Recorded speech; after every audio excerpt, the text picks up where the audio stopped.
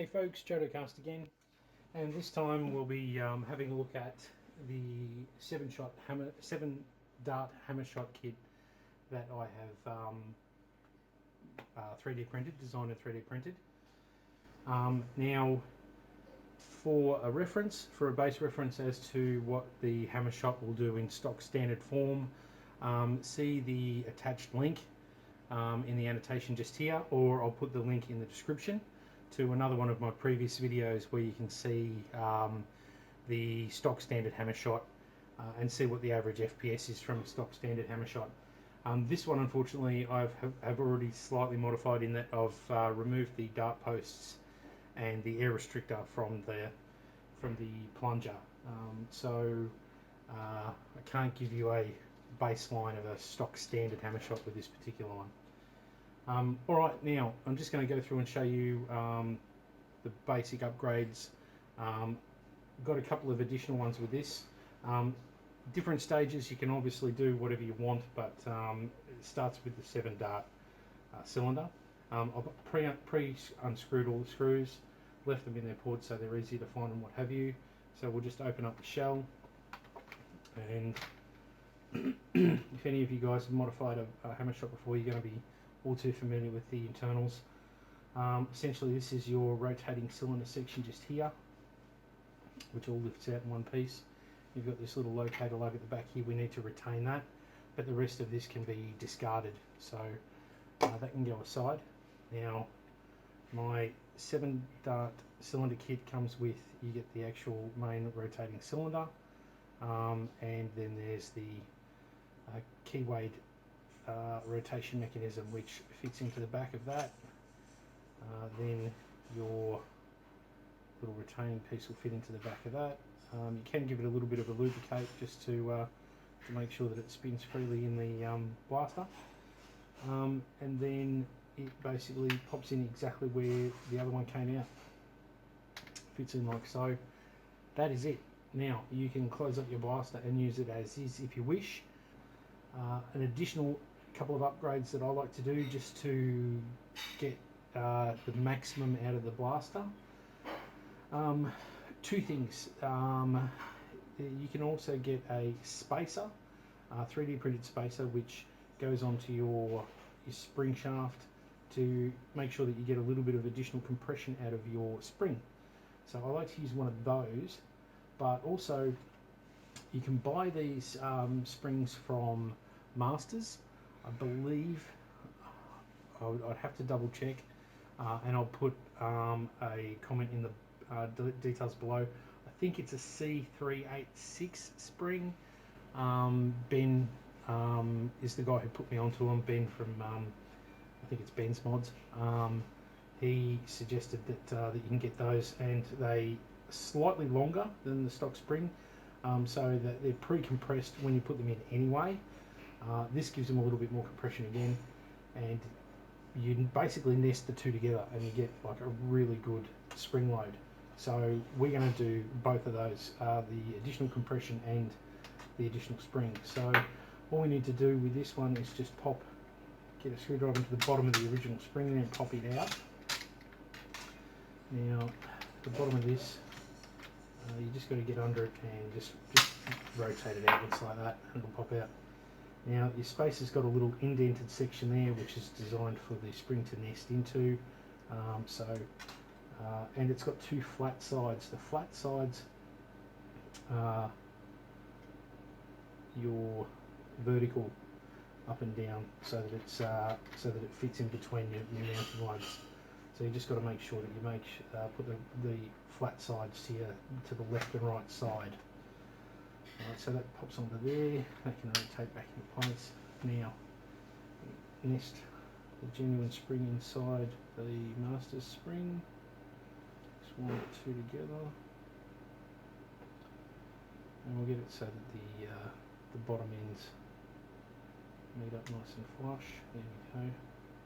So there you go. You've got the two nested in together. You can see they nest in really well.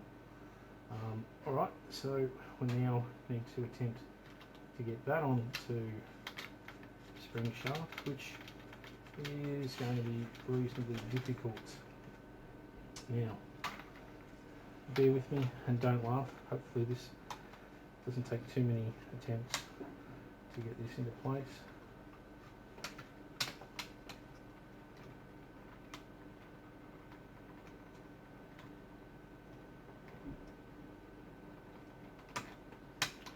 Oh, that's a fair spring load and a fair amount of compression.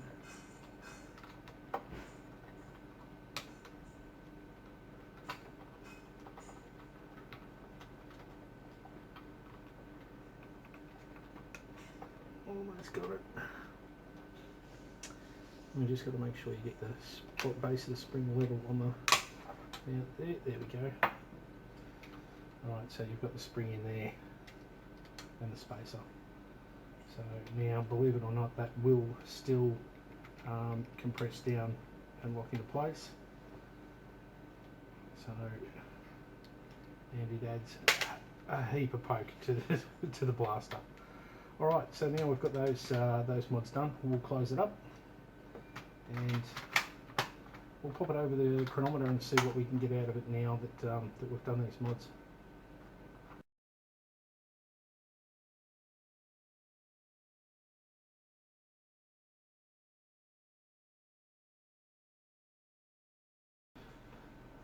Alright, so there we go. Just a tip too, if you are tightening up a screw and you feel it starts to get tight fairly soon into the tightening of the screw, chances are you're starting to cross thread it. So if you just unwind it a little bit, you'll actually hear it click. That's usually straightening up. So once you get that click, just try it again and it should screw in easily. Your screws, it's the thread's already there, it's come out of the thread easily, it should go back in easily. If it starts to bind up, don't force it, wind the screw backwards until you hear a click, then try it again. That way you won't cross thread your screws or strip your threaded holes, which will end in ruining your blaster. There we go. So now we should have that all set up and rotating nicely. Alright, so now we'll set up the chronometer and we'll put what we'll do is put some nice new elite darts through it over the chronometer and we'll see what sort of FPS we're getting out of those. And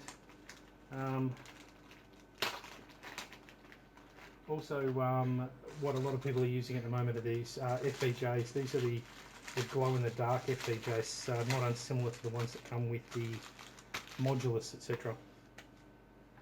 So we might we'll give 7 of those a shot through it as well and see what they're getting out of those. These have a slightly smaller diameter. When fitting them to the cylinder, they're not quite as tight as what actually these feel like they are tight.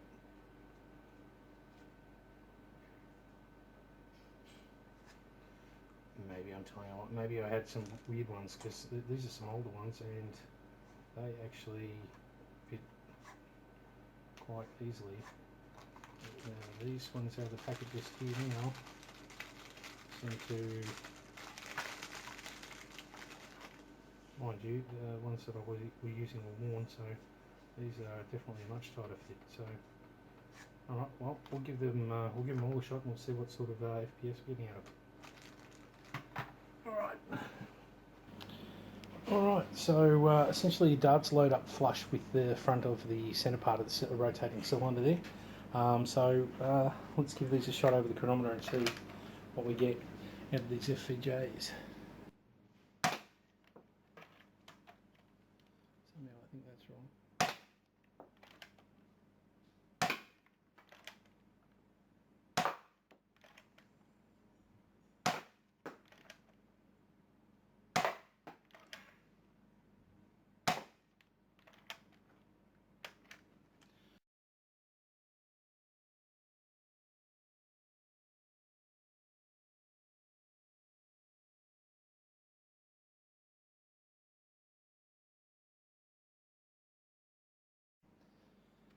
Okay, so that's the average from the FPJs. Alright, so So these are the elite darts.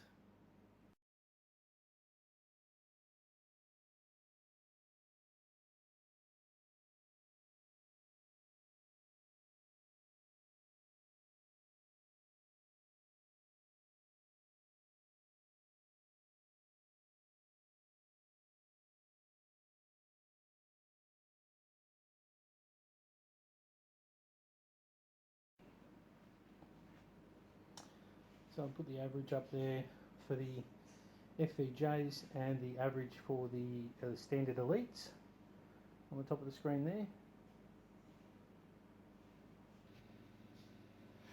Alright, so there you go, that's my 7-shot Hammershot cylinder kit. I am also doing another version which I'm working on currently, which I call the hand cannon kit, which has a slightly different cylinder.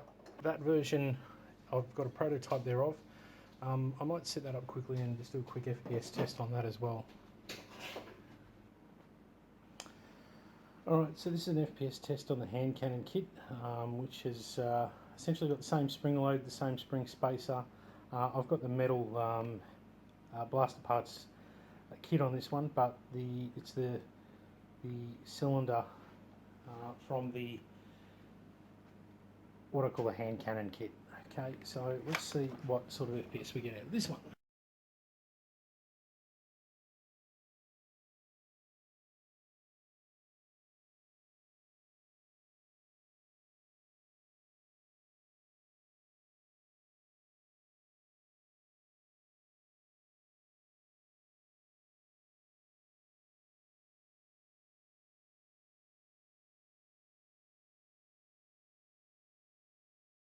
Alright, so put the average on screen there, that's for the FVJs. Now we'll try some standard elites. Alright, so now with the elite darts.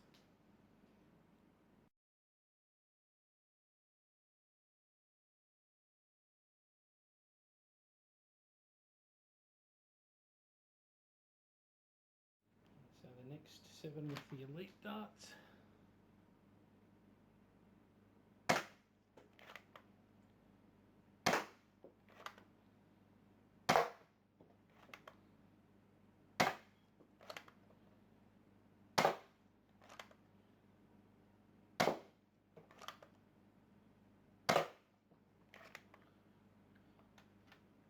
Alright, so there we go. So that's the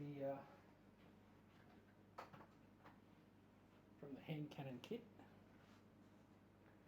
So they're the two kits that I'm doing. The hand cannon kit, which will be a little bit more expensive, but will come with, I'm thinking about doing it as a complete kit, so it comes with the springs, the spacer, the cylinder, basically everything you need.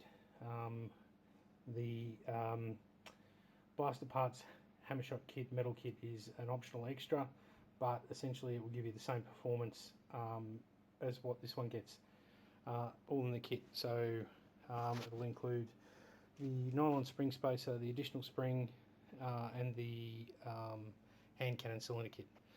The other alternative is you basically purchase the standard 7-shot cylinder kit and then do as you will with the remnants, the rest of it. Not sure of pricing just yet. I'm going to have to work out what the materials, etc., are costing, and then work out what sort of a price to put on them. But anyway, I hope you like the Jodocast version of the 7-shot Hammershot cylinder. Thanks for watching the video. If you haven't already, please subscribe and like this video. And glad to be back and making videos again.